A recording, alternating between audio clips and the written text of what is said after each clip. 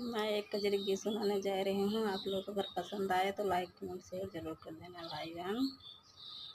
अपने तगैला पिया पूरा दीवानी जिया जिया के गैलना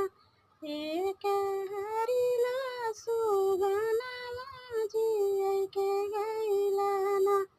एक हरिला सुगना जिया के गैलना खाई के मांगा सुगना दूध भात दहिया घोटाई के मांगाइना हमारे हरि के गिलसिया घोटाई के मांगाइना हमारे हरि के गिलसिया घोटाई के मांगाइना अपने तगैला पिया पूरा दीवानी जिया जिया के गैलना एक